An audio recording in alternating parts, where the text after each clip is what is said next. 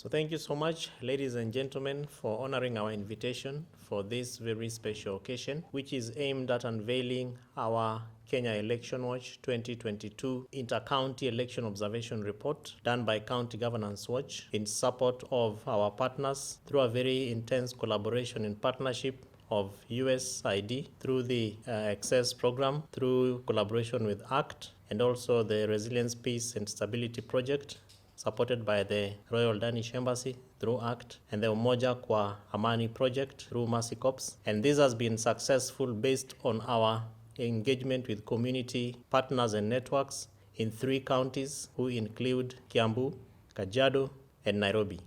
So today, as we unveil this report, whose contents we'll also share with you, we are joined by members of various organizations, about 28 different organizations that we have worked with since April when we began these programs that I've shared with you. And so I'll just share with you about 13 organizations that are out of the 28 that are represented here. We have Mathare Sub-County Peace Committee, represented by Samuel Mwaka, Kibra Sub-County Peace Committee, Mani Salim, Interbase League from Kibra, Mathare Legal Aid Human Rights Advocacy, Mlara, represented by Anwanjiru, and also Maendeleo ya Wanawake organization from Mathare, represented by Digitau.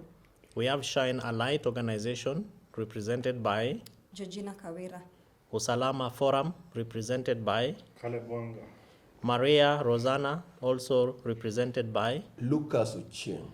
And we have a media organization called Pamoja FM, represented by Abigail Ndugu. We have Amani Kibera, represented by and also Kijiji Yetu, represented by Baraza la Walimu, which is a faith-based organization from Kibra, otherwise called Bawaki, also represented by Sheikh Hamza Habib. And indeed Mathare Older Persons Network. So these are organizations that we have engaged with through this particular process, focusing on electoral preparedness, particularly on issues that present opportunities for citizens to be able to share their experiences based on Kenya's political, electoral, and governance history. You note that community organizations play a very critical role, and a number of times we have had institutions getting into communities and not giving the community organizations and networks the prime of their value in the platforms. So as County Governance Watch, we are very proud to have partnered with these organizations to undertake early warning and early response mechanisms through a platform that we put together called the Tawaza platform that has been very, very successful in terms of helping the communities in the 3 counties to share information and also facilitating response from various quarters, particularly from the security infrastructure. The Tawaza platform has a toll-free number, which is 0800-721-528, which these community organizations have made a very effective use of to be able to share their experiences, to be able to share information, and even elements of conflict that emanate and are related to the elections since 8th of August. And even as we do this press release, we continue to receive a lot of information from the communities. We've also had the SMS 108 by the Uyano platform, which has also been very, very instrumental in terms of receiving information, and that has also facilitated a lot of engagement between the communities and government institutions. So in a nutshell, ladies and gentlemen, we will share with you some snippets of what is entailed in the report that we are going to unveil today, with an expected launch, a grand launch of this report, sharing community stories from the 3 counties that I have talked to you about.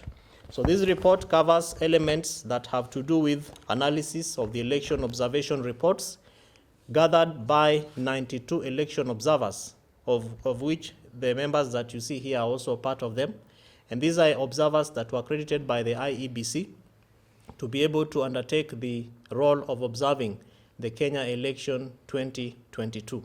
In this report, you will be able to to gather various information and details of what the observers were able to see related to electoral preparedness before, during, and after the election. So within the report, you will be able to see issues around demographics of the counties. You'll be able to see the pre-election day preparedness by various agencies. And you note that on that particular day is a day when a number of equipment and electoral materials were also being transported to the counties. And these observers were able to look at how prepared the IEBC was insofar as receiving these electoral materials, how the polling centers were prepared, and even how the polling stations were also demarcated.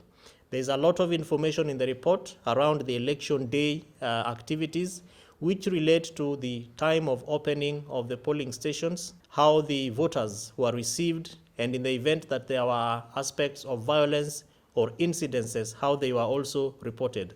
All that is included in this report, and also including the voter turnout in terms of visual comparative reporting done by the election observers that County Governance Watch and partners had.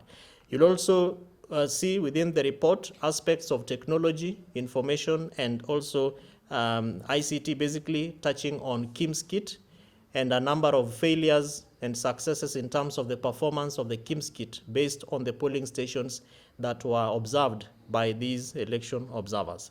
Within the report, we have also covered a post-election review and assessment, which basically looks at the recommendations to the Independent Electoral and Boundaries Commission. And these border across in terms of the preparedness of the IEBC officials all the way to the security infrastructure, touching also on how incidences were dealt with and were also responded to. Within the report, ladies and gentlemen, is a whole background and performance report of the Tawaza platform, where you will be able to see the incidences that came from the various counties, touching basically on whether they were high-risk incidences or low-risk or mid-risk incidences, and also including a transition map that touches on the 3 counties, focusing on where the incidences were reported. Within the report, you'll also see the actors that were involved in the kinds of incidences that were reported. And the report from the observers indicate that we had about 47% of youth who were involved very actively in some of the negative incidences that were reported by the observers. We have 6% involvement of women, who a number of them were reported to have been involved in voter bribery around the polling stations and the polling centers. And we have 24% touching on election officials. This borders on the preparedness of the election officials that narrows down into the opening and closing, including how they were prepared to count and tally the results. We have 0% involvement of the provincial administration, basically looking at the security infrastructure.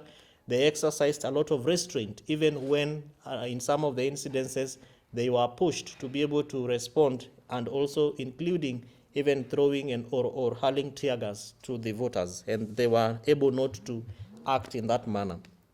We also have party officials given a rankage of 6, and this involvement was largely during the vote counting and tallying exercises. And this is largely because it is a number of those party officials who were also party agents and were given access to the various stations where the various centers where the tallying was going on.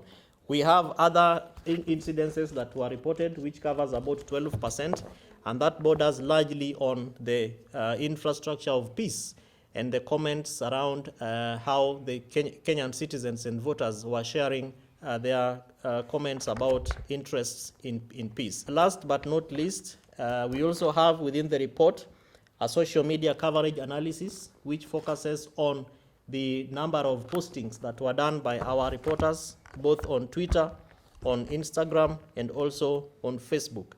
We have had a total reach of 98% performance insofar as the Twitter was concerned, and this borrows down into about 291 postings that were done on the County Governance Watch Twitter page between the 8th August up to yesterday, 12th of August. We have had an interaction with over 4.2 million people, which cover impressions on the Facebook, on the Twitter account, and that, ladies and gentlemen, shows an increased interest of people who are looking for information around how to engage with elections in Kenya. Lastly, of course, we have a section that might interest you, which basically focuses on conclusions and recommendations that were made by the observers, and these are bordering largely on the IEBC. And among some of these recommendations include the fact that there is need for training of IEBC officials so that there can be increased transparency in the general use of equipment by IEBC. There is need for training of party agents and also party candidates so that they can be able to fully understand the electoral cycle and particularly the election day activities. The second recommendation is creation of management approaches of polling agents who basically are expected to be a vital eye in terms of looking at documentation. So we've had conversations around a number of forms, and also including just before the forms, which of course happened during the counting and tallying exercise, is the voting process itself. The need for civic and voter education, because our observers also recorded an increased number of stray ballots, where because of the colors and the manner in which the ballots were organized or were designed in a translucent manner. Some of the polling stations, we had people putting in the green ballots into the yellow ballot. In some places, we had the blue ballots getting into the green boxes.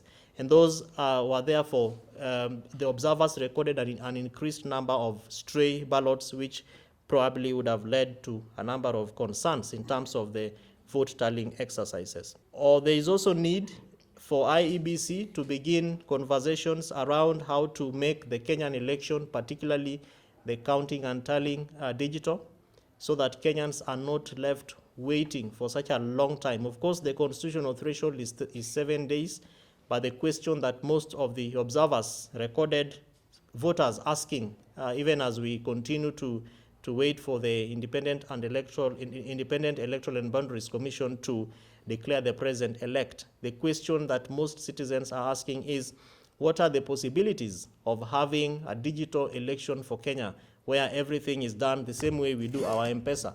Of course, we know that there are issues of trust, and those are elements where the IEBC would begin to start having conversations with other stakeholders and other institutions, such as the Ministry of Education, to begin to see how we can be able to instill trust among the Kenyan citizens and particularly the Kenyan electorate. Last but not least is, of course, interest in infrastructure, knowledge, and innovation, particularly when it comes to the usage of technology. We take note of the fact that in some of the areas there were failures of the KIMS kit, and those are elements that will require the Commission to begin having conversations with other institutions such as the ICT Authority so that we can have enhanced or boosted performance of the 3G and 4G network systems. So ladies and gentlemen, in brief, that is the report those are the issues that you will have to engage with within this the report that we are unveiling today, as we expect also to launch it next week.